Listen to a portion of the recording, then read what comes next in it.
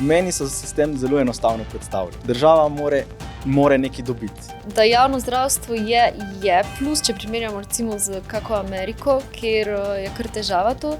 Bi rekel, da so več ali manj vsi zaposleni, tudi tako redno.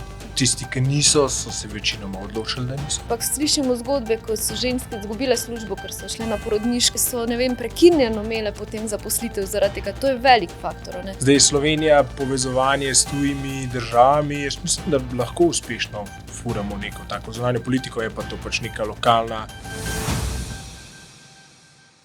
Lepo pozdravljeni v novem, tretjem podcastu Tvoj glas 26. Moje ime je Katarina Matečič. Danes pa z mano ponovno trije mladi, in sicer Ana, Mika in Dario. Lepo pozdravljeni. Živijo. Kar pogumno. Začnemo s trgom dela. To je neka stvar, ki ljudi v vaših letih najbolj zadeva. In sicer običajno damo prednost, da vam pa danes začnemo, Miha, s tabo. Delaš v mednarodnem podjetju, veliko imaš stika s tujino, s tujimi ekipami. Tvoja ocena našega trga dela, ključni plusi, največji minusi? Wow. Meni se zdi, če pogledam recimo moje sošolce z magisterija, ki je bilo to nekaj časa nazaj, bi rekel, da so več ali manj vsi zaposleni, tudi tako redno. Tisti, ki niso, so se večinoma odločili, da niso. Tako da zdaj trg dela funkcionira, ampak to je pač trenutno smo pri praktično polni zaposlenosti, tako da je to relativno easy. Smo konkurenčni, jaz vidim na teh projektih, kjer smo mi, pa so recimo fantje iz Nizozemske pa Švice, ni nekega, da bi rekel, da je razlika v kakršnem koli knowledgeu, ali pa da bi oni, bili bolj podkovani v določenih stvarih. Tako da jaz bi predvsem komentiral to. Zdaj ne vem, kaj ste čisto cilja s tem vprašanjem. Mogoče, da je celo premalo pravih kadrov za prava delovna mesta, da mogoče imate celo težavo, ravno zato, ker delaš tujino, da smo mogoče nekonkurenčni kakšni drugi državi, ali zaradi davkov, ali zaradi plač, ali zaradi samega delovnega okolja, ali zaradi celotne razmerja, služba, delo, zasebnost. Če se lahko navežem na to, se pravi, da smo enako vredni lahko fantom iz Švice pa Nizozemske. Zdaj, oni definitivno zaslužijo bistveno več in ne samo, da zaslužijo več, pri njih so tudi obdavčitve v teh višjih razredih niso mogoče tako stroge, kot so pri nas. Tako da se marsikdo, pa tudi poznam kar nekaj ljudi, se pač sooči s tem pomislekom, bi se mogoče preselil drugam ali pa saj za nekaj časa, ker to v Evropski uniji ni težko. Tako da je nekaj izkušnjaveno. Seveda, zdaj Slovenija kot država ne more narediti nič, da bo zadržala čisto vse ljudi, ker pač nekateri grejo in hočejo iti. Bi pa lahko včasih pomagala se komu odločiti, mogoče, da ne gre, kar se s tem spogleduje. Darja, ti pa imaš svoje podjetje in celo zaposluješ kar nekaj ljudi. Kako bi lahko država pomagala, da bi bilo sploh v tvoji panogi dovolj kadrov in da bi sploh najboljše obdržali doma in morda celo privabili kakšnega iz tujine k nam in bi užival v tem super razmerju prosti čas služba? Jaz mislim, da veliko mojih kolegov, oziroma predvsem mojih zaposlenih, mi zaposlujemo predvsem mlade, ki najprej začeli zaposlovati prijatelje, kolege. Večina jih vidi prve zaposlitve kot mladi, kot odskočno desko za naprej. In mogoče smo tle Slovenci precej dobri, ker smo pripravljeni prevzeti ali pa vzeti kakšen izziv in potrpeti par let. Je pa recimo za razliko od kakšne tuje kulture, da ne omenim Amerike, zdaj mi smo, tako za reči, mi delamo startupa. V Ameriki so pogoji za startupe fenomenalni, tudi vsak, ko se vključi v startup, ima izredno veliko ugodnosti. Zdaj te ugodnosti mogoče se izkažejo kot neka finančna iniciativa. V Sloveniji so zakoni in tudi vzpostavitev podjetij prezakomplicirani oziroma niso prilagojeni na odpiranje novih podjetij. In tukaj tudi, recimo meni, kot ustanovitelji startupa, pogosto zapre vrata, da bi bolj nadgradil moje kolege, prve zaposlene. In mogoče bi tukaj morali izpostaviti nek nov mehanizem, izključno za mlade podjetnike, da se ne ustavijo pri kakšnem SP, ampak grejo dalje. Si upajo za 5 let začeti nekaj novega. Če rata, če ne rata, pa. Imamo še eno priložnost, seveda. Ne? Ana, ti si raziskovalka, kako dobri so pogoji za sploh mlade raziskovalce v Sloveniji, tako pogoji samega raziskovanja, ne? Kaj ti ponudi država, institucija, v kateri delaš, in tudi kar se tiče plače, ne? To niso ravno plače, ki bi rekli, da so bajne in da boš daj kot, ne? Čeprav si ekstremen raziskovalec, znanstvenik, od tega obogatel ne boš. Ne? Ja, na začetku je kar težko, ko začneš. V bistvu, recimo, če si mladi raziskovalec, si tudi ponovadi vključen v kak projekt, na katerem potem imaš tudi neko obdobje 4 let ali 5, da ti to zaključuješ. In to, ali se bo potem naprej odpiral nov projekt, ali bodo nove možnosti, je tudi odvisno, koliko država to podpira. Tako, koliko je potem sploh možnosti za neke raziskave, neke nadaljne ideje. Je pa res, ja, začetne, kako bi rekla, neke izhodiščne plače niso tako visoke, da bi rekel, da bi zaradi tega se odločali ljudje. A ne? Večinoma jih žene neka želja po nekem raziskovanju, potem samo izpopolnjevanju. Je pa potem odvisno tudi, koliko je, ne vem, neko področje tako, da bo država rekla, to pa želimo podpreti finančno, pa so projekti evropski. Ja, za nas pomembno. Tako da odvisno, kje res začneš in kako se potem razvijaš. Tudi ni rečeno, ne, da potem, jaz sicer nisem mlada raziskovalka, sem zaposlena kot asistentka pa raziskovalka in delam doktorat ob delu in je mogoče malo laže nekako razmišljati o prihodnosti, kot pa če si ti res mladi raziskovalci in odvisen najprej od teh 4 let, pa potem iskati naprej. Tako. Si kdaj razmišljala o odhodu tujine, mogoče veš za kakšne kolege, prijatelje z podobnega področja, ki ga ti obdeluješ, kako je recimo kje v tujini? Mislim, poznam ljudi, ki so šli delati doktorat v tujino, pa se potem tudi kdaj vrnili. Ravno mogoče zaradi drugih prednosti, ki jih Slovenija ponuja. Ne? To, kot si že prej omenila, ta balans med delom pa nekim zasebnim življenjem. Pa tudi odvisno je res od tega, ali se potem pojavijo priložnosti tu naprej. Marsikdo pa tudi ostane in gradi idejo ali pa v tej raziskovalni skupini, ki nikoli ne deluješ to kot en posameznik, a ne, če se tu razvijajo naprej ideje, je potem dobro tlakovano lahko. Rekel si, da na začetku predvsem prijatelje, znance in podobno zaposluješ. Si kdaj razmišljal o tem, da bi tudi koga iz tujine zaposlil, da je nek specifičen kader, ne, tudi ti delaš doktorat, mogoče, da si se tudi znotraj tega povezal s kakšnim drugim doktorantom, s kakšne druge univerze ali pa kakorkoli. Si kdaj razmišljal, da bi koga iz tujine pripeljal ali pa se nekako povabil in si mogoče že razmišljal, kako je sploh tujca pripeljati v Slovenijo, kako je zdaj z vsemi papirji, z vizumi, znotraj EU je to relativno lahko, če ni EU, je mogoče stvar bistveno bolj zakomplicirana. Jaz moram reči, da sem bil kar presenečen. Tudi sem bil že na večjih izobraževanjih, tako zaprtih, javnih, odprtih, kjer so nas učili, kako pomagati, da pridejo ljudje v Evropo, konec koncev, mislim, priseljenci se imajo pozitivne in slabe lastnosti, ampak iz poslovnega vidika so zaželeni. Pogosto so tudi so precej bolj gnani, kot marsikateri domač posameznik. Tako da sicer v Sloveniji se soočamo, da posebej tuje delavce ni tako enostavno, bom rekel, pripeljati, jih zaposlevati, ampak nasplošno so mehanizmi v Evropi, da se jih pripelje in tudi mi od tem, oziroma definitivno bi si tega želeli, če bi finančno lahko podkrepili. Se recimo vaša fakulteta ti pri delu povezuješ tudi s kakšnimi drugimi evropskimi ali svetovnimi inštituti, univerzami, fakultetami, da se tudi s pomočjo naše zunanje politike recimo ustvarjajo neka partnerstva, neke povezave, ki lahko koristijo tebi, tvojemu področju raziskovanja, naši državi kot celoti, da se mogoče zunanja politika tudi v tem pogledu uporabi za neko dobro stvar, ne samo kako se bomo obnašali proti Trumpu in proti carinam in podobno. Ja, v bistvu vsi ti evropski projekti, to moraš imeti partnerje, ki so tudi izven Slovenije, drugače niti ne prideš med pogoje, ne, da bi lahko to izvajal. Hkrati pa tudi na pedagoškem delu so vedno več tudi teh različnih Erasmus projektov, pa izmenjav, tako da tudi tu je sodelovanje z nekimi fakultetami v tujini dobrodošlo. Ne. Tako da ja, je tako povezano. Je kar nekaj.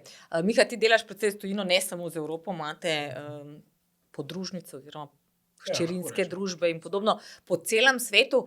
Se ti zdi, da mora Slovenija tudi v tem pogledu voditi neko samostojno zunanjo politiko, tako čist strogo gledano politično kot gospodarsko, ali pametneje, da se nekako povezuje v ta evropski integriran prostor in rečemo, ok, to, kar bo rekla EU, to bomo tudi mi delali. Ali smo kljub svoji majhnosti še vedno dovolj veliki, da lahko kdaj tudi kakšno zelo dobro partnerstvo sami sklenemo, ki ima dobrobit na koncu predvsem za gospodarstvo. Ja, zdaj mi do neke mere mislim, da smo itak zavezani to, da delamo tako, kot dela Evropska unija, zaradi naše omenjene majhnosti. Zdaj nek ta network, ki ga podjetje ima, ni bil, mislim, ne vem, imela tukaj politika ali pa zunanja politika, kaj veze, se pravi, to je bilo vse. Ok, zdaj koncept Evropske unije je definitivno pomagal, ker pač se povezujem lahko, pa tudi poslovanje z podjetji znotraj Evropske unije je zelo preprosto. Je pa birokratsko breme z poslovanjem recimo z Azijo, včasih lahko tudi kar resno, če si omenil že ti prej. Se pravi, niso vse samo davki, kaj se skozi pogovarjamo, visoki davki, nizki davki. Zdaj. Je tudi birokracija, no, ki definitivno ima svoje negativne efekte. Zdaj Slovenija, povezovanje s tujimi državami, jaz mislim, da lahko uspešno furamo neko tako zunanjo politiko, je pa to pač neka lokalna zadeva, ki je po mojem smiselna tudi znotraj ene vertikale ali pa industrije. Zdaj ne vem, lahko mi kar za vse pa bomo prodajali, ne vem, vse na kitajskem, pa ne vse pri nas. Mislim, da ni tako preprosto. Hitro vprašanje za vse tri, ker je bilo zdaj tako aktualno. Slovenija je rekla, da ne bo letos oziroma prihodnje leto sodelovala na Evroviziji zaradi nastopa Izraela. Kar nekaj držav je že reklo, mogoče se bo še število povečalo. Letošnji zmagovalec je vrnil nagrado, tudi en zmagovalec izpred 30 let je vrnil. Se vam zdi to pametna zunanja politična poteza ali rečete, to je bolj show biznis, zdaj imamo imeti show biznis, ali pa šport, recimo vedno so tudi ali zločeš športnike ali ne. Ali dajmo imeti šport je šport, biznis je biznis, show biznis je show biznis, politika je pa politika. Na hiter, začnemo pri tebi, kaj je zadnji. Jaz iskreno nimam mnenja. Jaz bom kar rekel, vsaka država, zdaj tukaj Izrael je bolj ameriško usmerjena, to je v bistvu govorimo o ameriškem načini, Evropi, sploh še Azijo vključimo. Konec koncev vsak ima neke pluse, neke minuse in jaz mislim, da gre bolj za show, kot karkoli drugega. Posebej, ker tudi kot podjetniki oziroma mladi, ki se trudimo biti podjetniki, vsak sistem je čisto specifičen in mogoče je težko posploševati, kaj komu pomeni. Ana? Pa, to je pa tako, čisto moje osebno mnenje, da če na tak način tudi država odločitev naredi, tudi pokaže nek statement, neki odnos do tega. Tako da, če nisi slišal na drugačen način, lahko tudi tako sporočila prenašaš naprej. Miha? Ja, jaz se pridružujem tukaj, da nimam nekega resnega mnenja, oziroma sem tudi vesel, da od mene ni zahtevano resno mnenje. Da se odločaš, ne? Ker stvari so zelo težke pri teh odločitvah. Ne vem, Evrovizijo sem gledal veliko otrok, zdaj pa že dolg ne, tako da v resnici se me ne tiče zelo veliko. Okay. Zdaj pa gremo na stvar, ki se vseh nas tiče. Ti si že rekel, davki niso vse, pa vendarle, pravijo, da sta v življenju nujni samo dve stvari, plačati davke pa umreti. Tako da dajmo se zdaj tega dotakniti in ti, ker plačuješ svoje davke, pa davke za podjetje, pa za svoje zaposlene, pa na dobiček, oziroma upam, da ga že imate, glede na to, da so startup. Torej, ocena slovenskega davčnega okolja, glavni plusi, kakšen velik minus. Vsak bi lahko veliko govoril, pozitivnih, negativnih zadev. Jaz bom nekaj rekel. Meni so sistem zelo enostavno predstavljali. Država more nekaj dobiti. In v bistvu kot podjetniki se moramo zavedati, da na konc leta ponovadi moramo državi nekaj prikazati. In stvar, ki je najbolj mogoče moteča in najbolj zakomplicirana, ti moraš imeti en kup svetovanja, mehanizmov, da na konc dneva zračunaš, kaj državi dati. Tako se recimo posebej tlele se pojavi pač ena stopnička, kadar začneš delati ko si ponovadi SPE, ko začneš z neko poslovno idejo, je tu pač čirule bav, potem se pa zgodi neka stopnička, kamor dobiš dovolj kadra in podpore, da kar naenkrat davki niso niti več tak problem, kot so bili, ker si obkoljen z dovolj znanja. In spet mogoče zvrnem čisto na prvo vprašanje, spet mogoče tle manjka en mehanizem za mlade, da lažje prebrodijo to prvo stopničko. Visoke davke konec koncev niso tako hud problem, če se znaš na njih prilagoditi. Mi mladi nam pa manjkajo izkušenj in te izkušnje moramo nekje dobiti. Veliko je govora, Miha, o tem, glede na to, da si ti na plači, da bi bilo treba znižati obremenitev plač, torej dela, in povečati obremenitev kapitala, premoženja.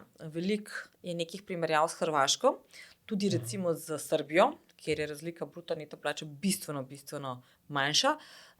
Ampak, če pa pogledaš sploh recimo s Hrvaško, celotno obremenitev posameznega prebivalstva smo pa tam, ker je plača manj obremenjena, je pa zato premoženje / kapital bolj, kar pomeni, da je na koncu pod črto državi damo približno isto.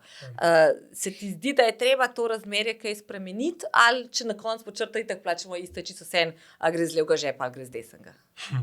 Ja, se pravi, ko govorimo o davkih, pa zdaj mogoče to ni čisto direkten odgovor na vprašanje, ampak ko govorimo o davkih, je tako, davko je zmeri preveč, ker kot ste rekli, tudi umreti ne bi mogoče hoteli, pa davko ne bi hoteli plačati, ampak lepo omenjeno, da država mora nekaj dobiti. In tukaj bi jaz predvsem rekel, da je pomembno to, kaj dobimo za davke. Ena stvar, kar se bomo kasneje dotaknili, je zdravstvo. Če nam zdravstvo dela tako, kot nam je super, če nam začne razpadati, so davki res precej visoki in na kapitalu in na plači. Kar stori podjetje, ko ne more več vplivati na prodajo, se pravi, pač prodamo to, kot prodamo, začne optimizirati. Jaz nisem prepričan, da je trenutno fokus v politiki ali pa v državi optimizacija državne potrošnje. Jaz mislim, da se vsi ukvarjajo, davki bodo taki. Ampak prej ali slej bomo mogli optimizirati državni aparat, ker če ne bomo prisiljeni v neko odrekanje. In jaz verjamem, da ljudje, ki se ukvarjajo s tem, ki so na teh delovnih mestih, imajo ideje, nisem pa prepričan, da so mehanizmi, ki to spodbujajo, ali pa se bojim, da je mogoče včasih neka optimizacija celo tabu tema. In bi bil vesel, če bi šli malo v to smer, tudi mogoče, da bi stranke malo več povedale, kaj pa bi oni izboljšali, ker optimizacija na koncu dneva bi mogla biti dobra za vse. Zdaj, kakšen budžet bo priščipnen, je pa mogoče to najboljši čas započeti zdaj, če je polno zaposleno gospodarstvo, pa tudi ni nujno, da pa se odpušča ljudi, lahko se samo nekoga, ki gre, ne vem, v pokoj, pač ne nadomesti, tako malo bolj soft ukrep, ker se mi zdi, da bo to treba narediti. Ana, tebe se to po eni strani najbolj pa najmanj zadeva.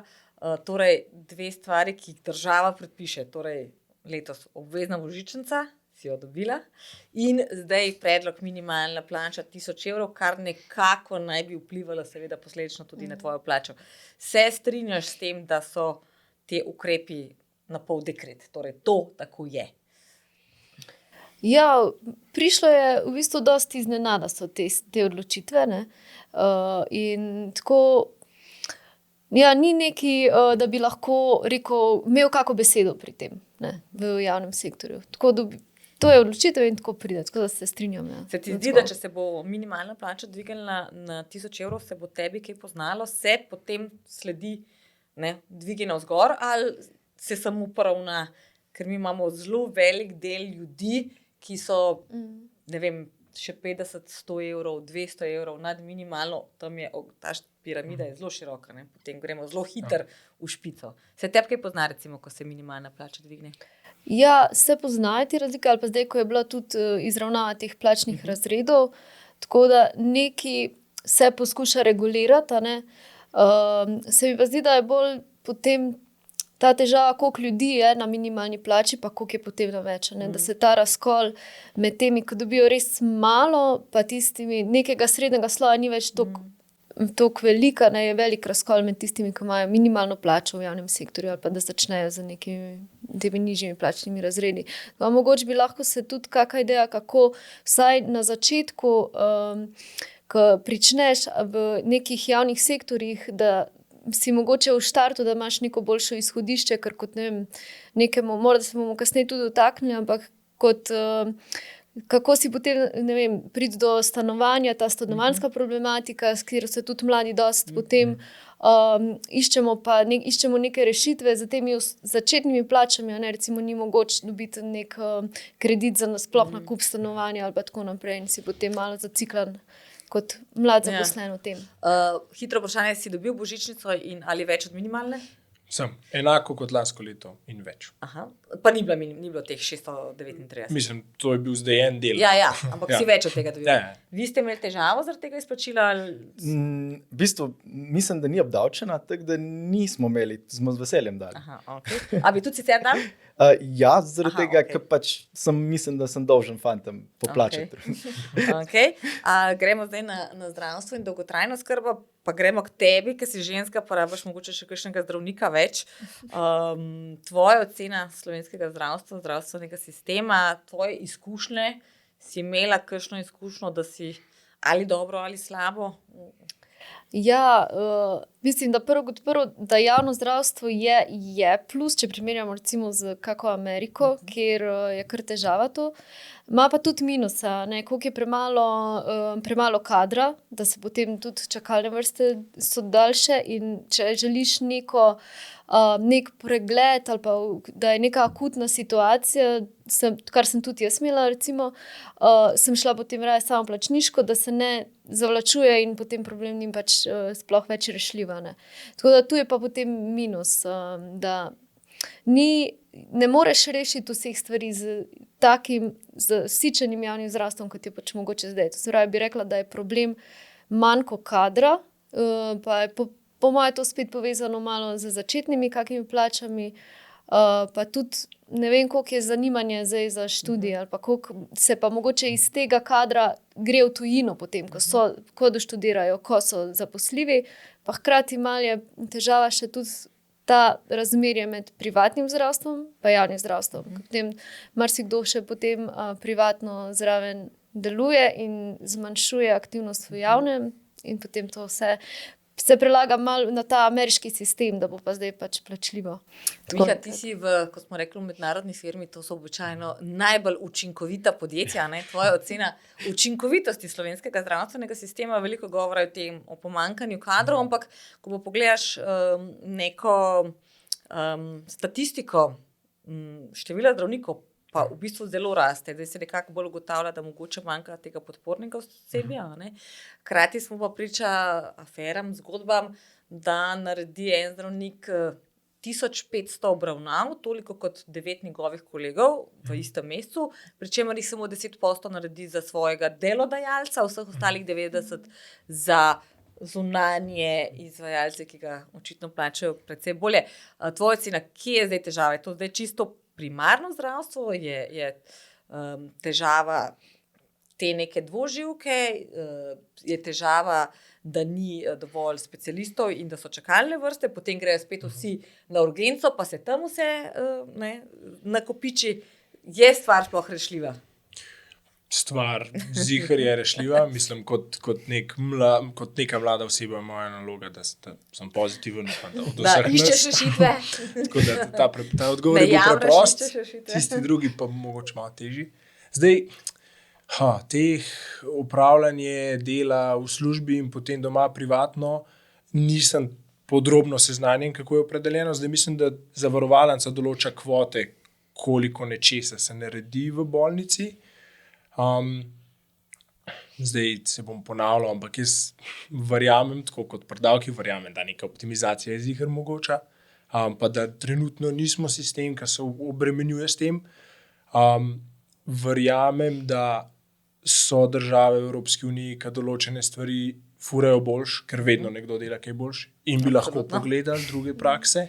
Avstrija vedno pa poskusimo. nek zgled, pa smo Avstrija, relativno Švica blizu, je ja. recimo zanimiva po zdravstvenem sistemu, kot razumem. Tako da to. Nisem pa prepričan, ker mediji se trudim prebrati kakšen članek, pa preberem še enega, pa ne vem več, kaj si mislim. Seveda, pač prebivalstvo se stara, ne, že od osamosvojitve do zdaj se ta piramida zelo spreminja, ne, obliko v neke čaše, vaze, ni da ni. Ne. In seveda zdaj smo prišli tudi v nek sistem dolgotrajne oskrbe, ne. Vedno več je starostnikov, vedno več nekih kroničnih bolezni, vedno več drugih bolezni in zdaj imamo tudi prispevek in ga plača vsak zaposleni sam in tudi delodajalec. Ti kot delodajalec, se ti zdi to dobra stvar, da v bistvu je neka solidarnost, da mladi še predno zares rabimo, začnemo plačevati ta sistem in da enkrat bomo vsi to rabili na tak ali drugačen način. Jaz mislim, da tudi prej ste omenili recimo Avstrijo. V velikih državah okoli nas in sploh po svetu sem slišal marsikatero kakšno tragično zgodbo, oziroma ni mu zdaj tragična, ampak negativno tudi z Avstrije. Zdaj v Sloveniji toliko negativnih srca, da bi vsaj doživljal jaz kot negativne, jih nisem srečal. In če smo človeki na ljubo, ti stroški so zaenkrat še relativno majhni, niti nadaleč primerljivi s stroškom v tujini. In tu definitivno ni eden od problemov, ki se recimo jaz kot mladi podjetnik soočam, ker je preprosto so večji problemi. Mogoče je treba tle kaj optimizirati, boljše uporabiti sredstva, mogoče celo sredstva zvišati, ampak definitivno nimamo problemov, saj mi, da bi rekli, da bi negativno, da bi bili ti prispevki negativen prizvok. Nimate pa prav veliko bolnih ljudi, ne? Ne, zdaj mi imamo kakšnega mladega otroka, ampak tudi zato je v Sloveniji zelo dobro poskrbljeno. Imate že otrok, mislim, vaši zaposleni imajo že otroke, mislim, vaši zaposleni pa že imajo. Naši zaposleni že imajo, ja. Ker zadnjič smo imeli enega podjetnika, ker je cela ekipa, zdaj je šla prva sodelavka na predčasno porodniško, še nobenega v ekipi nima, tako da me veseli, da vi imate. Tako da zdaj jih prehajamo še na zadnjo temo, torej družina in družinske zadeve.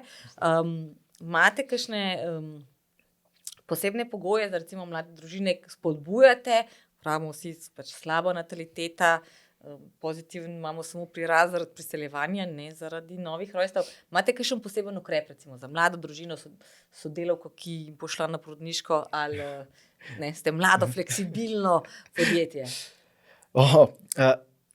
Jaz mislim, da tako startupi so v Sloveniji čisto drugačni kot v Ameriki, recimo, kar recimo mi gledamo v Hollywoodu, da pač imaš nešteto ugodnosti. Jaz mislim, da čisto premalo kapitala se med mladimi obrača, da bi lahko imeli izjemne ugodnosti. Tako da tudi pri nas nekih zelo velikih ugodnosti bi si jih želel, ampak družine nimajo.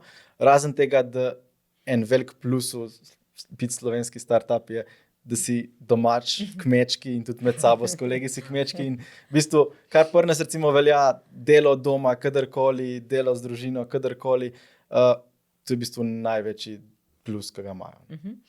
Ana, kako se sploh ženske mlade odločate? Kaj je tisto, kar vas, seveda poleg želje, prepriča, da sploh imaš otroka? Rekla si, ekstremno težko je priti do stanovanja, kredit tako rekoč nemogoče. Ne? Kaj sploh človeka prepriča, torej, da ima otroka, če večino osnovnih pogojev nima izpolnjenih?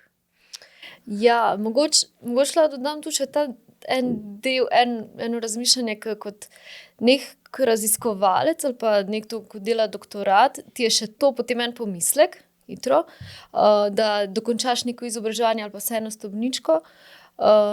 Drugače pa se mi zdi, da se veliko ljudi pač potem odloči, da ni tiste 100% varnosti, ko bi rekel, pač da nimaš stanovanja, da si v najemu, pač je to zdaj situacija taka, kot je, in se mi zdi, da res bolj ta želja, da zaupaš, da boš pač tudi, če dobil neko drugi najem ali pa kakorkoli, hkrati pa je malo tudi si zavarovan kot družina spet, tudi če si v najemniškem stanovanju, ne moreš kar ostati brez strehe nad glavo. Je pa res, da je recimo taka stanovanjska situacija, kot je zdaj, je velik faktor pri tem, da se ljudje odločajo mogoče kasneje ali pa ko imajo neko možnost. Hkrati potem, če si raziskovalec ali pa mladi raziskovalec, se ti takoj podaljša mogoče tudi študij in se veliko več, tudi če si ženska, ki raziskuje, se hitro to nad 30 leta prestavi. Tako da kdaj se odločajo ženske, se kar vedno kasneje. Ja. Miha, še zate ti vem, da nimaš, ampak recimo, ko pogledaš svoje kolege tukaj in svoje kolege v tujini, vse Slovenci kasneje odločamo, imamo manj otrok, imamo več otrok, kje smo, recimo, če malo primera še, ko si sploh Švico imaš veliko stika, oni pač veljajo za res zelo socialno državo, so precej stvari poštimane. Se recimo tvoji kolegi Švice prej odločajo in za več otrok, kot recimo tvoji slovenski sodelavci? Zdaj, čisto analitičnega pogleda nimam. Nisi naredil statistike. Otroke, recimo, te kolegi imajo, so pa starejši, no. Mogo bi malo pogledati. Tam bi rekel, tudi oni se odločajo kasneje. Zdaj je ena stvar, ki bi jo jaz rekel, ki ni različna v Sloveniji pa v Švici, ampak v celem temu bolj razvitem svetu, ni samo, stanovanjska politika, se strinjam, velik faktor, stanovanja so predraga in to te dejansko lahko odvrne odločitve. Druga stvar je pa, meni se zdi, da je nek lifestyle change. Meni se zdi, da če ti hočeš imeti otroka, ne boš rekel 600 evrov plače, pa. Ne, se mi zdi, da ni tako. Se mi zdi, da se je spremenil odnos, pa ne vem, iz kje je prišlo to, ker to ne drajeva politika, pa ne vem, mi ali cela družba ali socialni mediji imajo tukaj kaj zraven, mogoče tudi imajo, ker je v bistvu skozi ta nek fear of missing out, pa skozi je na počitnicah. In mislim, da je to velik challenge, ker se pač ljudje se ne odločajo preprosto. Mogoče meni še ena misel tu prišla, ne, kot ženska, ki si hoče tudi pol neko kariero, pa to ustvariti, če si ti. Mislim, osebno nisem imela kakih te izkušenj, ampak slišimo zgodbe, ko so ženske izgubile službo, ker so šle na porodniško ali pa so ne vem, prekinjeno imele potem zaposlitev zaradi tega. To je velik faktor. Hkrati pa mogoče, ko smo ravno v Švico omenjali, ko sem bila v Švici, ko je sorodnica živi, tam pa veliko žensk ali pa se potem eden od partnerjev tako odloči, da bo ostal doma, ker je toliko finančen zalogaj, vrtec in vse skupaj, da eden od partnerjev dela, drugi pa skrbi za otroka. To, mislim, tu je pa recimo plus v Sloveniji, čeprav spet, če bi... Pri nas bi težko preživel, če samo en partnerjev dela, drug pa skrbi za otroka. Spet pri kakšni najemnini ali pa kaj podobnega. Ampak, kar je še pa tako, ko so tudi poskušali v kakih državah, ta 6-urni delovnik, sicer nikjer ni uveljavljen, ampak so se kakšni ti pilotni projekti izkazali tudi kot zelo dobrodošli, da so mogoče potem lahko še ta balance work pa zasebno življenje se potem malo laže, v bistvu, da si ti tudi kaj z otrokom, da ni zdaj tu samo varuška in pa vrtec, ne. Nimamo več pestun in tega, kar so imeli v kakšnem drugem stoletju.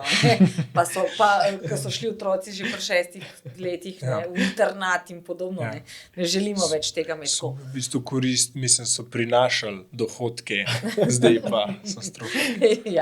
Hvala lepa vsem trem. Predvsem pa lep zaključek tega pestrega leta, bi rekla, in pa predvsem zelo uspešno vsem trem v letu 2026. Hvala. Hvala. To je bil še zadnji, tretji podcast Tvoj glas 26. Vabljeni k ogledu, poslušanju, predvsem pa lepe praznike in seveda srečno prihodnje leto.